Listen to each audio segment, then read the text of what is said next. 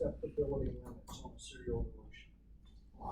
If I had you do a serial dilution for a fibrinogen titer, remember us doing that when you did the fibrinogen titer for your lab practical?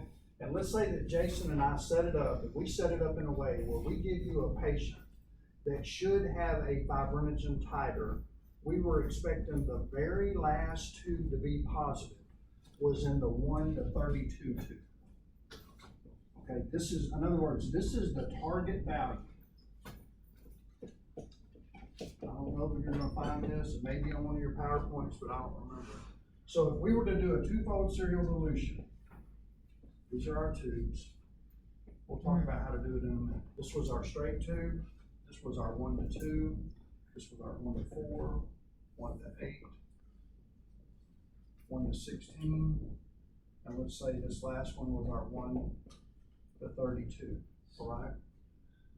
If Jason and I set it up where this was the last tube where you were supposed to see that fibrin clot or whatever, in the lab world, what is acceptable when you do a serial dilution is plus or minus 1 tube, all right? So if Tanner set this up, I need to actually draw one more tube. Let's say this is the 1 to 64. What I mean is this, if this is the target value, 1 to 32, I'm going to give Tanner anywhere from a 1 to 16 to a 1 to 64 to be acceptable. Does that make sense? You get plus or minus 1 tube. It doesn't matter. What if I did a threefold serial dilution and it was straight 1 to 3, 1 to 9, 1 to 27? You see what I mean? No matter what the result, I'm going to go plus or minus 1 tube. So if you see a question like that on the test, and I say we do a serial dilution and the target value, we do a two-fold serial dilution and the target value is a 1 to 4. What is the acceptability limits that we would take a result? 1 to 2, 1 to 8. Yes. I got that? Okay. You'll recognize that.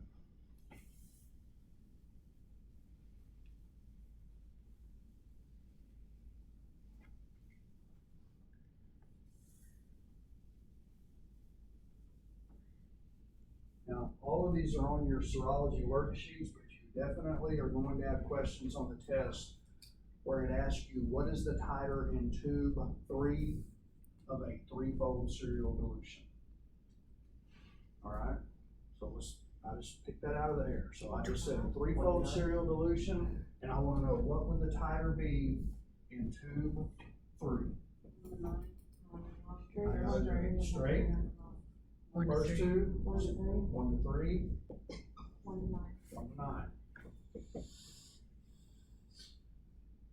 You guys all do that? I'm not asking you how to do it. I'm just asking you quick, what's results if all is well?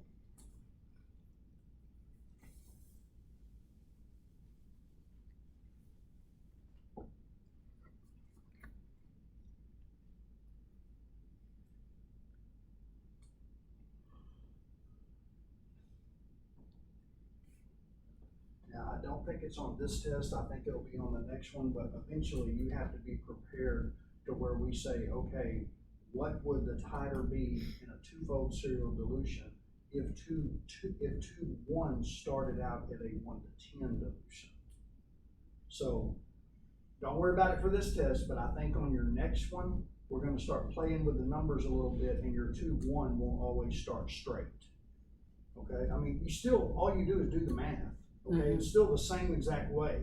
It's going to increase two-fold or threefold each time, but eventually we'll try to mess you up and play with the numbers and say, but for this test, I want you to always remember tube 1 will always start straight unless you are told otherwise. And I'm thinking you got some problems like that on your worksheet. Was there some problems on your worksheet where the first tube didn't necessarily start off at a straight? Yes, the 13 the first two contains 130. Okay.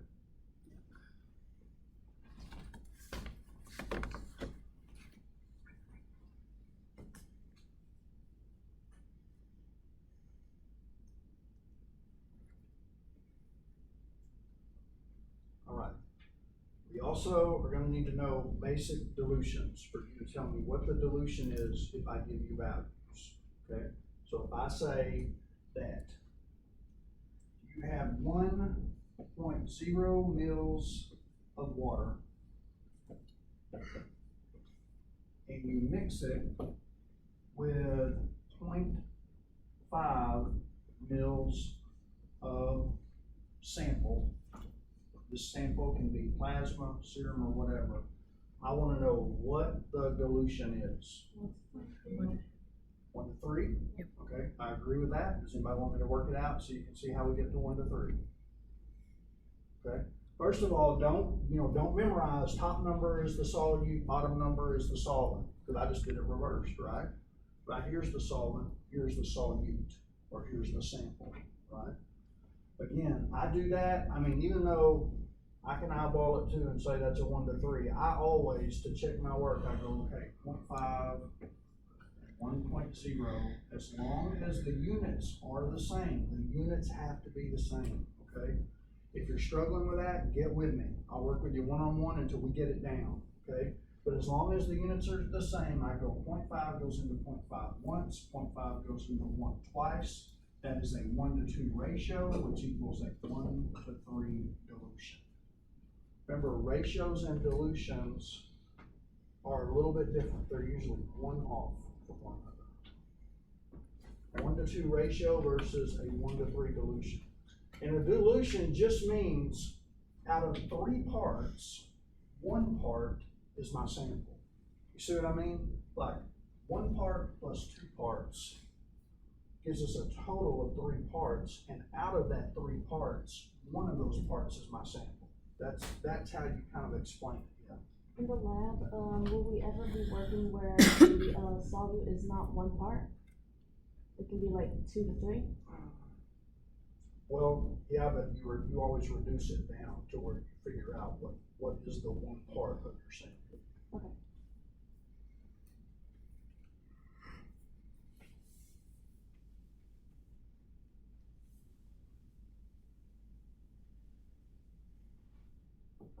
This is not on your test, what I'm fixing to tell you, but I think over the weekend and starting into next week, you need to start thinking about something. There are going to be times, you remember I told you that in a real lab, they do not have adjustable pipettes. You don't know how easy we're making it on you by giving you adjustable pipettes. And what I mean by that is in a real lab, they are gonna have fixed volume pipettes. This is what they look like. Like this is a 100 microliter MLA pipette. It will only pipette 100 microliters, all right? You can't adjust it. The reason they don't have adjustable pipettes, you see that little label that's on that? Okay, so I have to put my glasses down. It says this was calibrated, a long time ago, March 30th, 2004, and it dispensed exactly 99.2 microliters, all right? And they're supposed to even initial who calibrated it. Pipettes have to be calibrated depending upon your facility. Where I worked at, it was biannually, twice a year, pipettes had to be calibrated, okay? And what that means is, you remember how I told you in the lab, you have to prove everything, and you have to document everything. You can't just say, well, that refrigerator's been working all year, and I know it's been working all year because every time I reach into it, something's cold. You know, you gotta prove it, and you can get in a lot of trouble if you don't.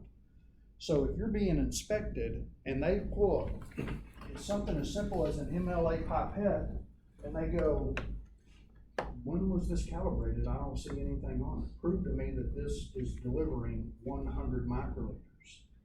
Like this one right here, I can tell you right now, this is not delivering 100 microliters because there's not even a white plug in the bottom of that. This is damaged, all right? So if I wanted to, I could have you guys in there all lab today say, yeah, use this pipette, but I know it's not delivering 100 microliters because it's not working right. So you have to prove and document that you calibrate these, and you have to put a sticker on them. So could you imagine what you would have to do with a pipette that is adjustable? You would have to calibrate every single adjustment.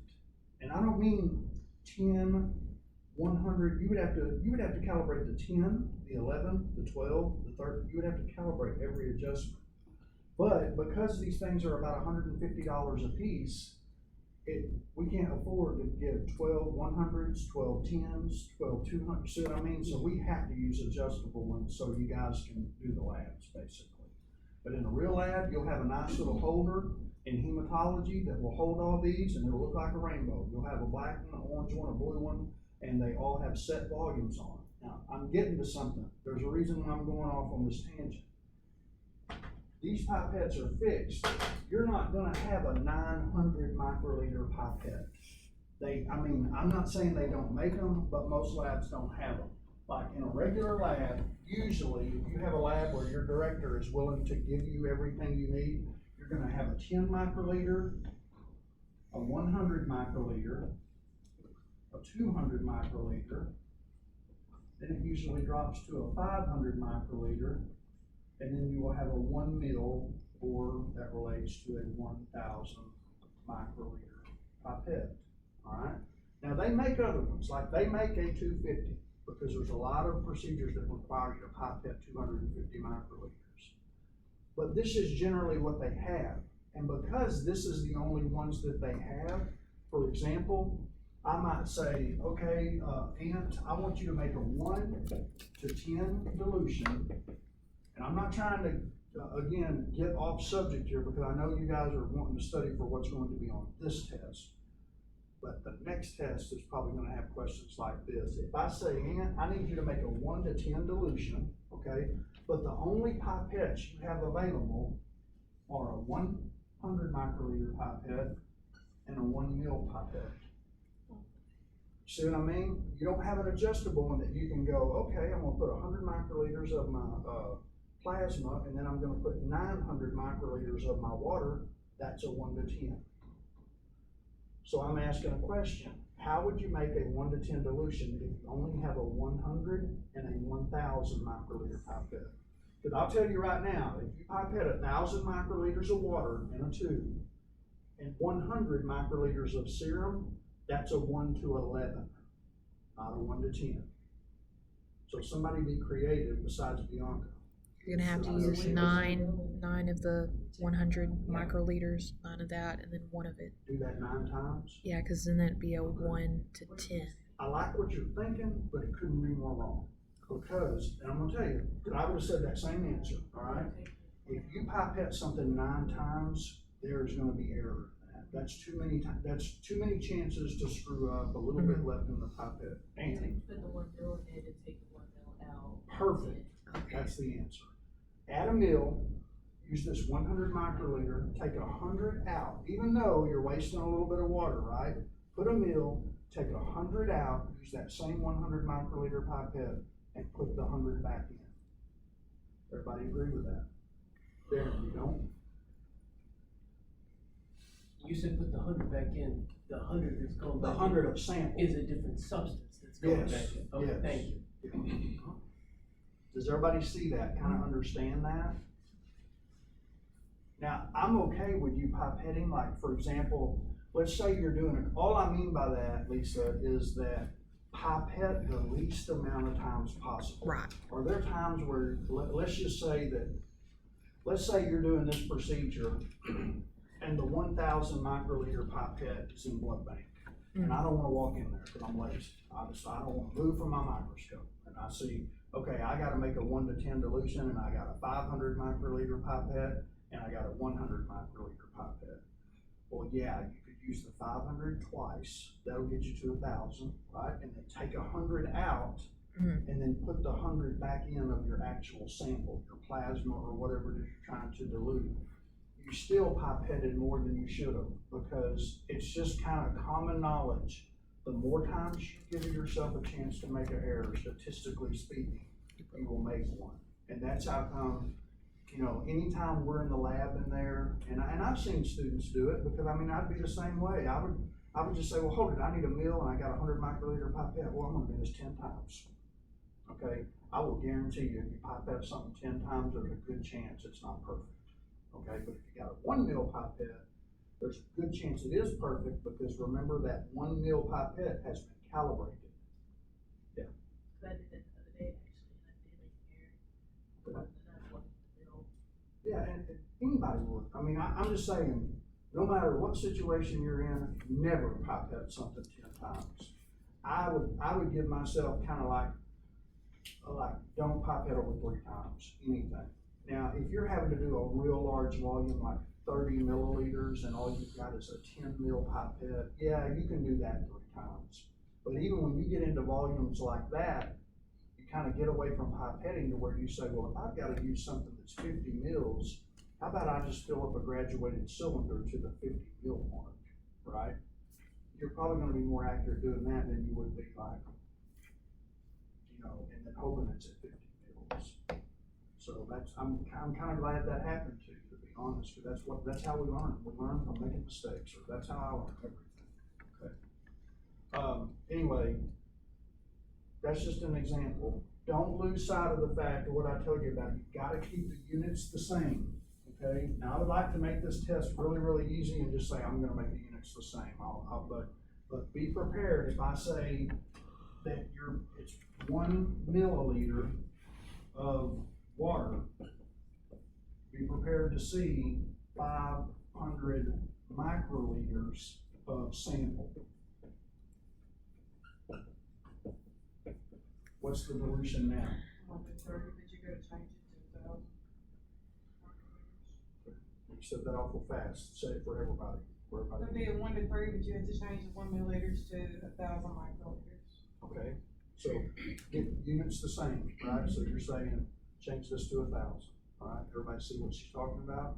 We change this to 1,000, 1 part plus 2 parts. That's a 1 to 2 ratio. That's what it's called, 1 to 3 dilution. Everybody there? Mhm. If you don't like changing this to 1,000, you could always change this to 0.5, right? 500 microliters is 0.5 mils.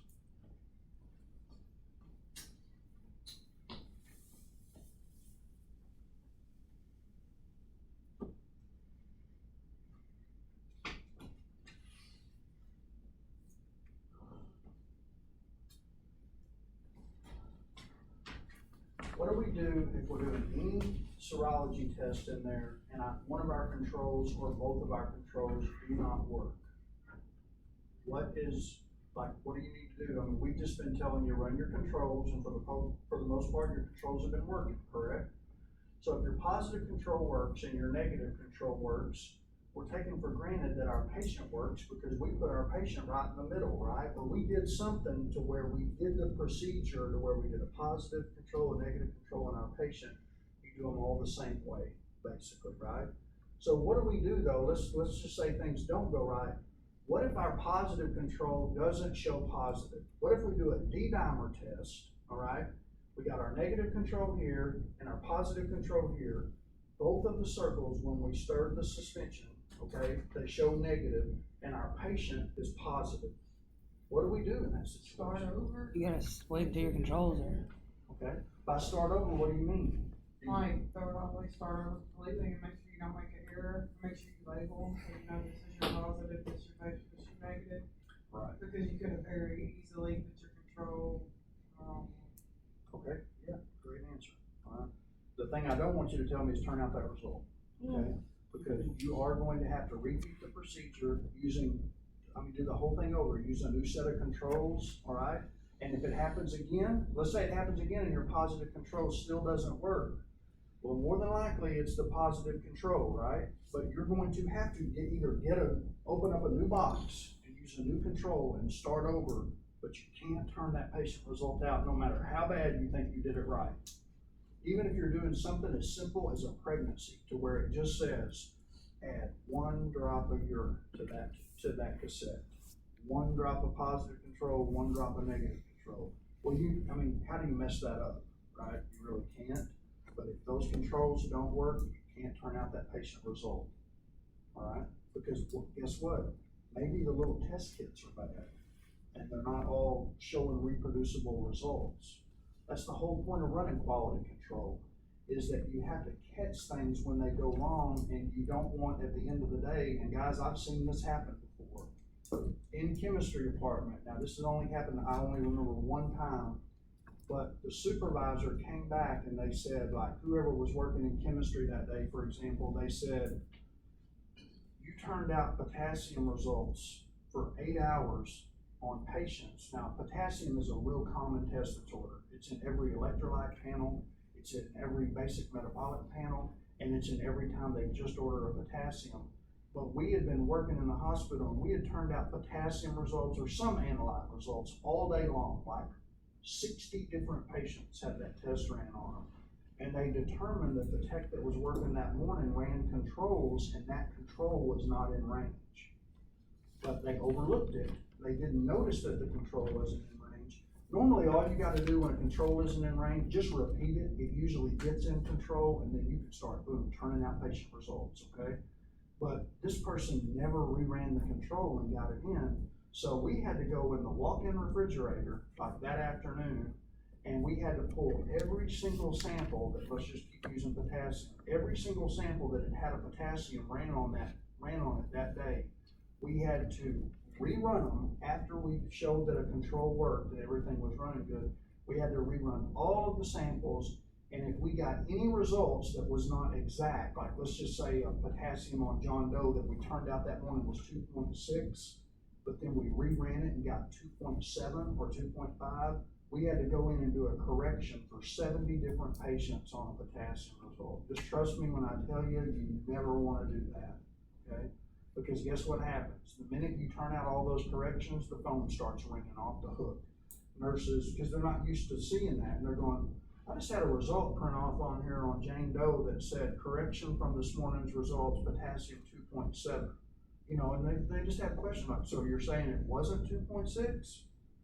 Okay, well, you just did that to 70 different patients. And so just trust me when I tell you, you're fixing to be busy answering the telephone, explaining what happened.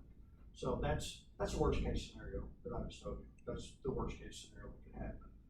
Actually, the really worst case scenario that could happen is if all of those potassium results that you resulted were normal, and then when you got the control in and then you repeated them, you had some that were critical. Now you're liable because you reported out a potassium that was 3, that's perfectly normal, and really that patient had a potassium that was 6.2, which basically means they died that afternoon, and they died because somebody didn't adjust their potassium level because you turned out a wrong result that morning. That's the worst case scenario, because then somebody's fixing to lose their job. That person that turned out those controls, you know what I mean, and said that they were in range when really they weren't. Now, for your generation, you guys are gonna have it a lot better than we had it, because they have it now on a lot of machines where if your calibrations and controls don't work, they will not let you turn out those results. The machine will not let you, the computer will not let you enter a potassium result if the QC wasn't validated, if the quality control wasn't validated. Does that make sense to everybody? So you have safeguards in place to where that really shouldn't happen. All right, I promise. I said I'd give a review about the test, so here we go. Acute phase proteins. Right, acute phase proteins, you need to know when they're produced. That should be on the first PowerPoint. It specifically says when they're produced, why they're produced, like what produces acute phase proteins. When you go back to that first PowerPoint, it's going to tell you the liver produces them, okay? The hepatocytes in the liver. There was a PowerPoint that talked about what is active immunity and passive immunity. Remember about, it listed, for example, what kind of immunity is it called when you inject someone with an antibody because they've been exposed to a virus. Remember, there's one that talks about passive immunity, active immunity. There's 4 different conditions. Remember, I said there's one type of immunity where the mother gives immunity to the fetus because she has antibodies that cross the placenta. Remember us talking about that? Macrophages. Understand what macrophages are and what they do. What is the one type of white cell that turns into a macrophage? Monocytes, okay? It turns into a macrophage once it gets into the tissues, it becomes a macrophage. When you see that cell in the blood, it's called a monocyte.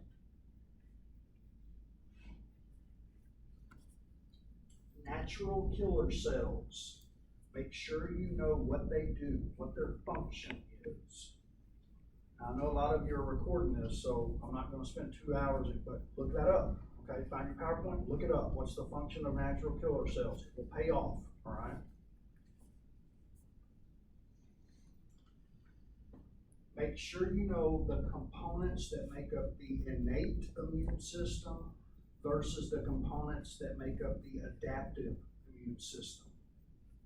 Like if I said intact skin, is that a component of innate immunity or adaptive immunity? Innate, right? That's a natural barrier we have, innate immunity.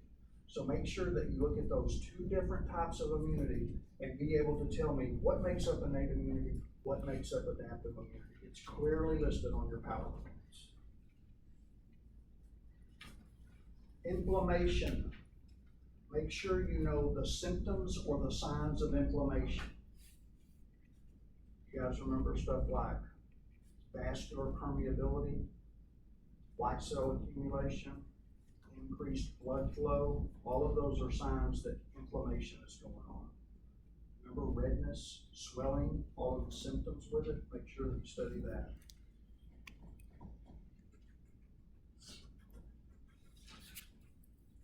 If I say the word adaptive immunity, that's kind of like the secondary system that comes in. What is, if I just said, tell me one word that goes with adaptive immunity, what would you tell me? Production of antibodies. Good. Production of antibodies.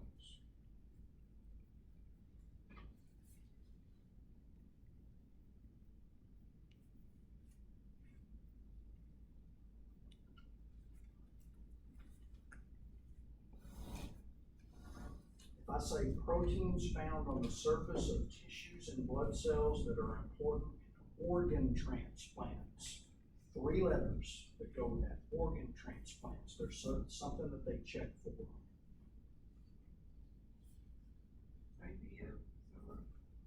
Oh, you're going the right direction. Major histocompatibility complex, MHC. And that used to be referred to, I think it'll tell you that on your PowerPoint, remember the human leukocyte antigen, HLA. HLA/MHC have to go with organ transplants, remember graft versus host rejection, all right? You don't have a whole lot pertaining to that, but there is a PowerPoint you need to look at that talks about that.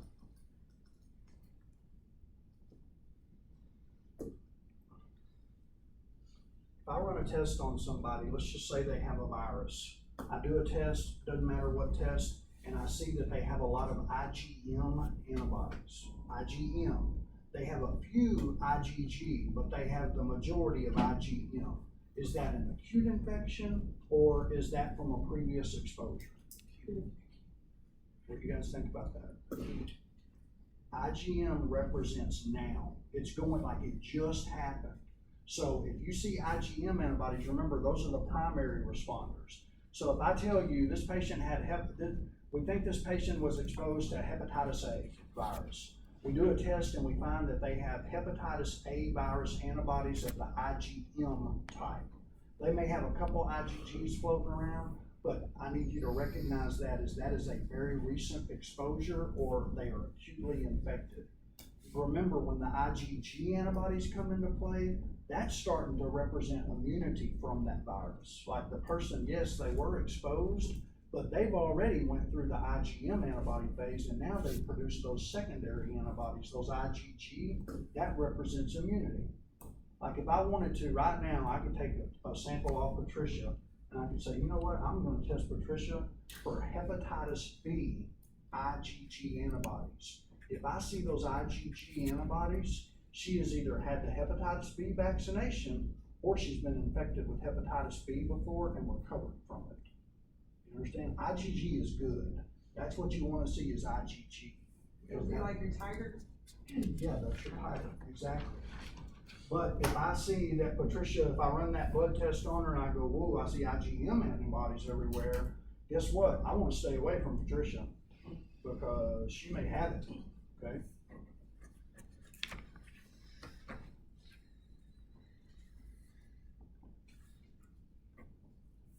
Remember remember one difference between innate immunity and adaptive immunity is innate immunity is basically antigen independent. It doesn't matter what the antigen is that comes in the body, your innate response is gonna be the same every time, okay? Again, it doesn't need to get through the skin. The skin has an acidic environment.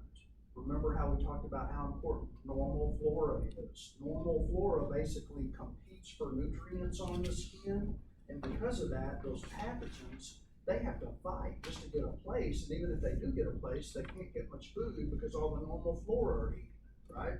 Think of it that way.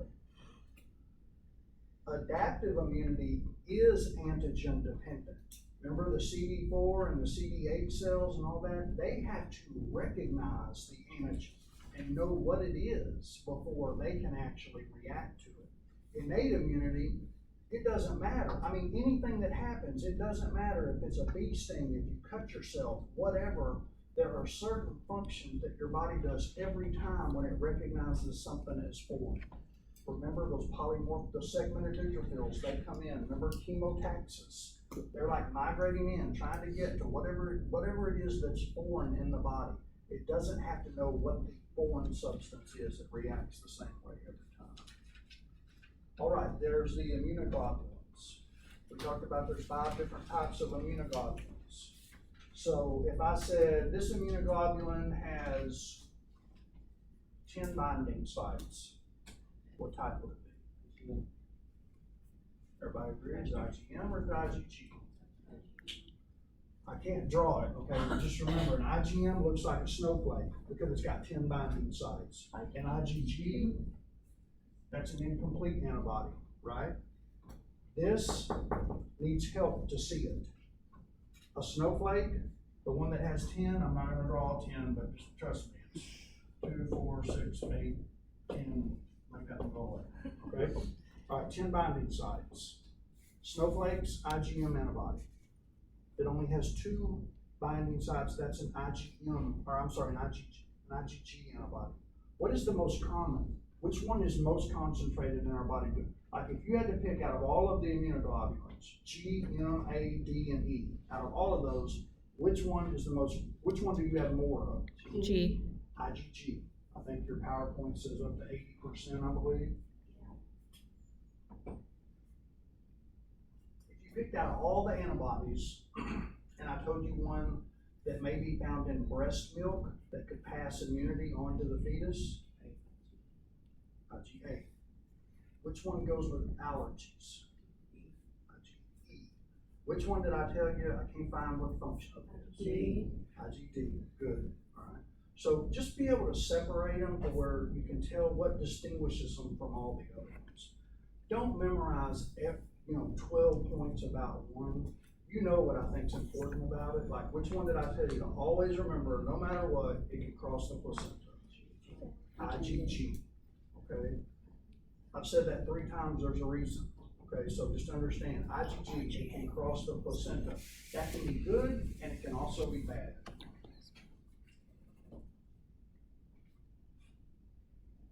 The complement pathway.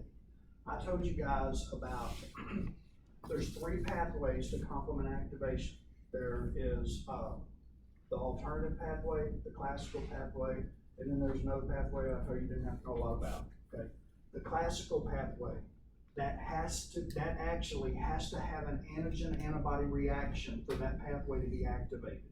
The alternative pathway activates basically on the organism itself. It detects an organism.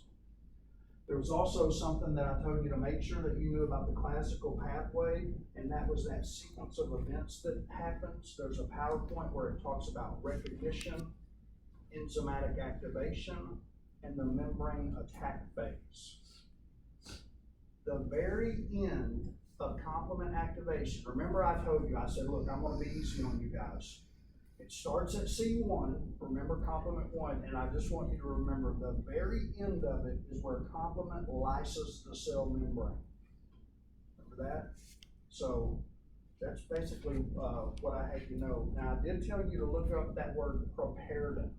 Remember I told you that's one thing that I wanted you to know about the alternative pathway. That's a protein that stabilizes that pathway, And in a roundabout way, it helps activate the alternative pathway. I told you guys to write that beside it, but it helps activate that pathway. Prepare them. The complement fixation test that I've just erased off the board, wished I wouldn't have, okay? Make sure you understand that. If there ends up being red cells at the bottom after the test is over, what that indicates versus what it indicates if the red cells lyse. Remember us talking about that? You're gonna be given a question on that to where you have to interpret that, where the red cells do not lyse at the end of the test versus whether they do lyse at the end of the test. The hypersensitivities, I'd like you to know all four of them, but I think number one is the most common. Number one is the one that you're gonna see more than other times, okay? So I need you to be able to identify if somebody's having a reaction to peanuts or a bee sting, something that they ate, something that they touched. Remember, type 1, all right, usually is involved in the detection of an IgE antibody. Remember that? That goes with type 1. Don't not look at types 2, 3, and 4. Like I made a point to tell you transfusion reactions. Remember I was talking about hemolytic disease of a newborn, for example? That falls under type 2, all right?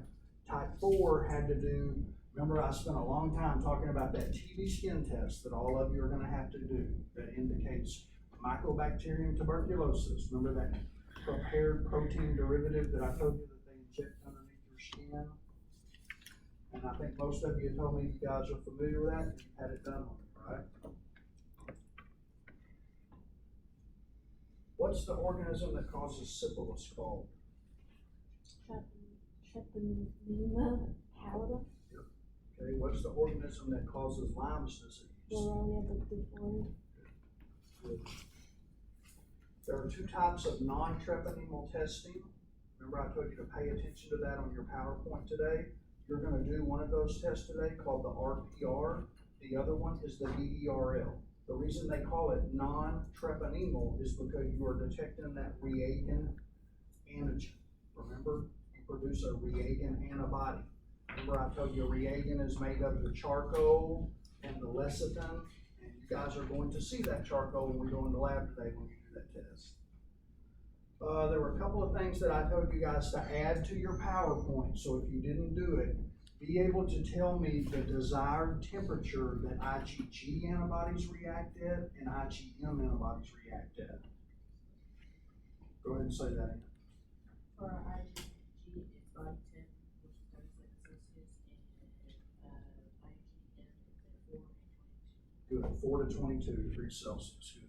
All right.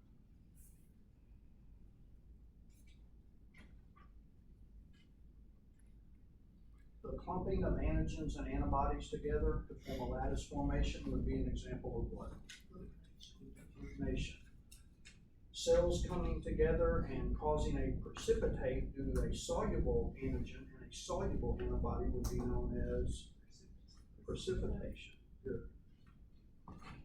All right, you answered too many questions. We got spread around. I'm joking.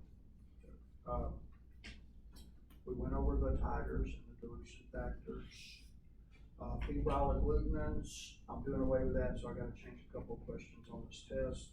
I just want you to know that the febrile agglutinin, the major point that I want you to know is that is a test where you're testing the serum for a number of different antibodies to all these different types of antigens on the same plate, right? You're testing for Proteus, Salmonella, Brucella, all of those different antigens. You make a serial dilution of the plasma to see how far out the titer will go. It's a great test to do if you're trying to learn how to pipette, but it's a horrible test to do if you're trying to make money for the laboratory. It takes too much time to do it. You will talk all about those organisms in microbiology.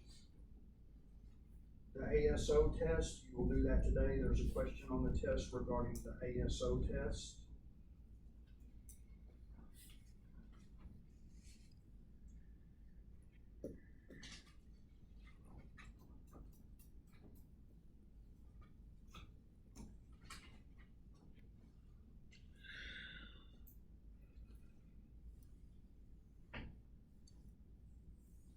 make sure and read over how we make a monoclonal antibody. Remember there was a PowerPoint that I told you guys about. You inject a mouse, the mouse has a polyclonal response, and then they take the mouse's spleen out and they remove the B cells. They mix those B cells with what's called a myeloma cell, which is a rapidly produced, like multiple myeloma, right? That myeloma cell, don't ask me where they get it from, but just remember myeloma cells proliferate. They keep making the same cell line over and over.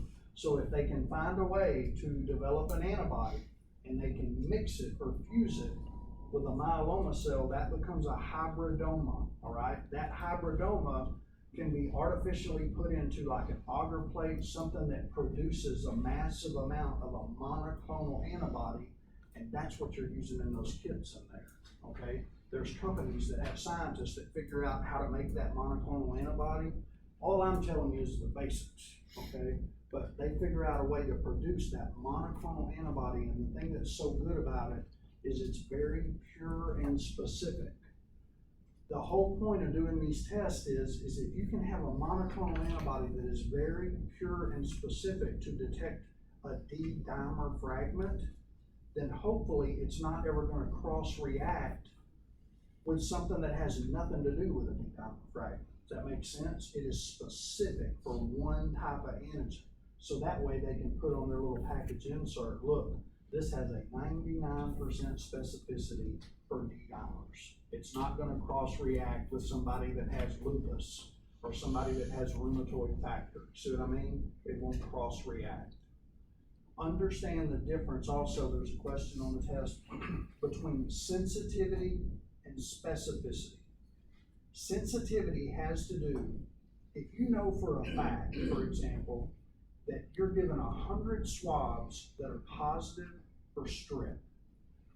Sensitivity is, out of those 100, how many will be positive? You want 100 out of 100 to be positive. Basically, it means, okay, this person has a massive strep infection where there's strep organisms everywhere on that swab, right? This person has a swab where they just got their strep infection. They have a strep infection, but it's not as severe, but they still have strep, right? So that test needs to detect a positive on both of those swabs. So if you have strep, no matter how much or how little, we can detect that. That's the sensitivity of a test. The specificity of a test is it doesn't detect, like it only detects people that have strep. Like it's not gonna be off and it's specific for strep. It's not going to all of a sudden cross-react with staph. So you don't get a false result. You don't want somebody coming through there that's got a staph infection, they don't have a strep infection, but it gives them a positive strep test, okay? That reduces the specificity of that test. To me, that kind of makes sense because specific, it's specific for something, right? I specifically like steak, all right? But I don't want somebody throwing in chicken if I like steak, okay? I'm specific, I'm steak. That makes sense to people? Specificity and sensitivity. Know the definition for some of those words that we talked about? I'm not gonna go over them, but opsonization, that's a word that you need to understand what that means, okay? It clearly tells you what it is on the PowerPoint. Another word was chemotaxis. You might wanna look that word up. Phagocytosis. There's two cells that are involved in phagocytosis generally. If I tell you, name me two white blood cells that are major players in phagocytosis, what would you tell me? Neutrophils. And what are PMNs? Neutrophils. SEGs, right? And you guys should kind of start thinking this stuff is starting to click because you guys know what those look like on a differential. Now, if I start naming lymphocytes, now we're talking about adaptive immunity, right? We're not talking about innate immunity. The macrophages and the PMNs are part of innate immunity, right? Now, the macrophages do kind of cross over because those are actually the antigen presenting cells, right?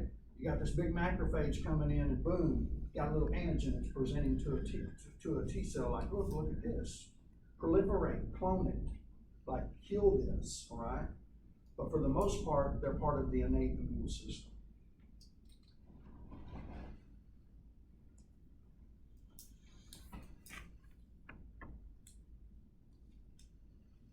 think the last thing is just know the difference between a CD4 and a CD8. Remember I gave you a little saying that I told you about CD4 and CD8? Like, hey, make more clone something because I'm showing you this antigen, we need to take this out. And then the CD8, that's CD4, that's the helpers, okay? And then the CD8s come in, remember I think I said, hey, I see you, I recognize you from the past, you're no good, I'm fixing to cure you.